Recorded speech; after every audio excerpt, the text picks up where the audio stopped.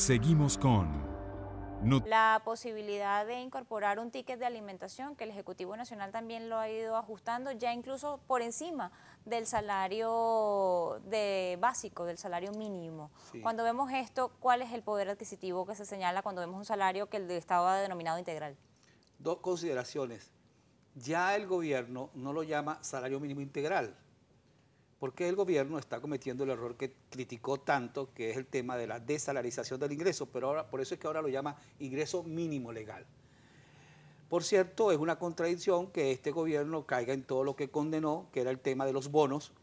Por eso, lamentablemente, está desalarizando el ingreso y hoy los bonos representan casi el 60% del ingreso. Pero bueno, veamos un gráfico que tiene que ver con el poder adquisitivo del salario en enero del 2017. Si usted agarra, suma 2 salarios mínimos más 2 tickets de alimentación, para enero del 2017 usted tenía un ingreso de 297.276 bolívares. Con ese ingreso usted podía adquirir, comprar un mercado para 18 días del mes. 18 días del mes.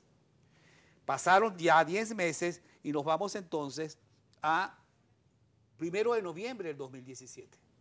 Con 2 salarios mínimos y 2 tickets de alimentación, usted tiene un ingreso de 651.088 bolívares con 36 céntimos.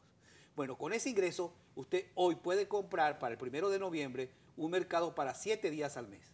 Si usted ve allí la gráfica, se da cuenta que usted tiene dinero para comprar comida para 7 días y tiene 24 días en rojo que no le alcanza ni para comer. Por supuesto, tiene mucho menos acceso al tema de los servicios básicos. Y ahí hay una crisis profunda, porque es el tema de la luz, el tema de la salud, el tema de pagar el gas, el tema del transporte y todos esos servicios anexos. No tiene el trabajador capacidad para responder a eso.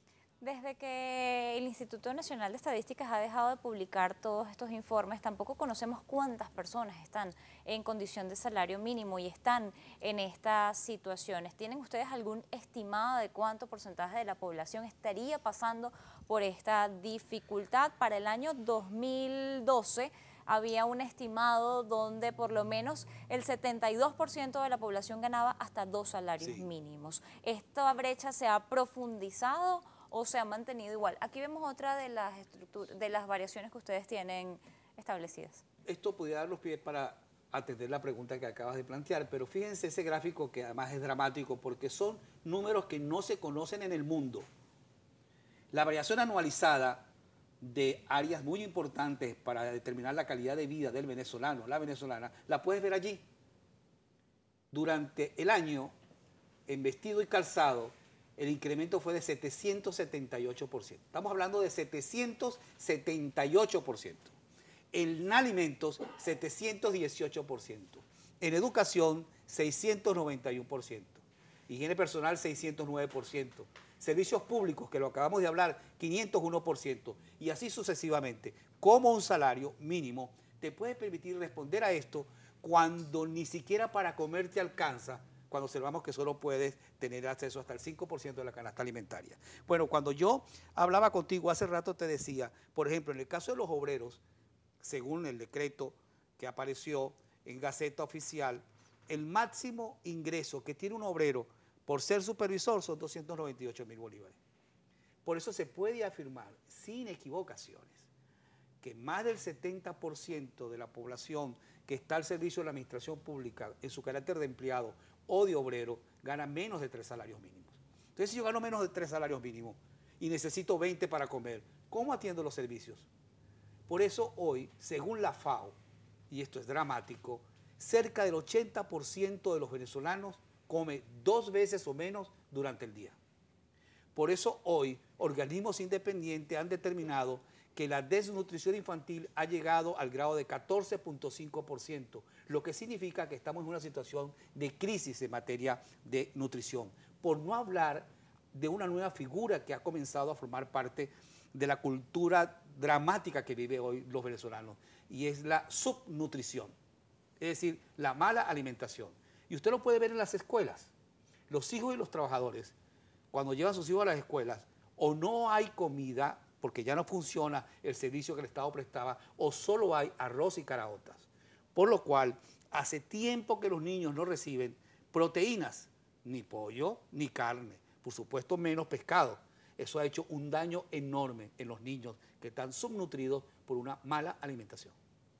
Bien, en medio de estas condiciones que se plantean ante la sociedad y lo que es la posibilidad de acceder a bienes y servicios que a través de lo que tiene que ver con el salario mínimo, vemos cuáles son las condiciones efectivas de compra real, el poder efectivo de compra del venezolano en estas láminas. Quisiera consultarle, ¿hay alguna posibilidad de que esto se profundice para el año 2018? Cuando uno ve los valores económicos, uno tiene que visualizar cuál es la tendencia. La tendencia es determinante, porque la tendencia te contribuye para que puedas anticipar escenarios. Y los escenarios que vienen son dramáticamente peores, porque estamos atravesados por unas flechas, unas espadas que hacen muchísimo daño. Por ejemplo, el tema de la inflación. El poder adquisitivo depende de la inflación. Si tú aumentas el salario en 40% y la inflación es 1000%, ya sabemos cuál es la consecuencia. Entonces no podemos anticipar que va a mejorar el tema de la inflación porque los componentes que generan la inflación siguen iguales, manejándose con la misma política. Por eso el poder adquisitivo cada día va a estar más deteriorado. Y el tema de acceso a los alimentos, no hay indicadores para suponer que nosotros vamos a empezar a producir millones de toneladas de alimentos básicos esenciales en la dieta del venezolano que nos va a permitir tener acceso en enero a la comida con la que hoy no contamos. De manera que los escenarios que uno puede anticipar en el mediano y en el largo plazo no son positivos, son absolutamente dramáticos. Bien, vamos a hacer otra pausa y ya volvemos con más de Noticias Globovisión Economía.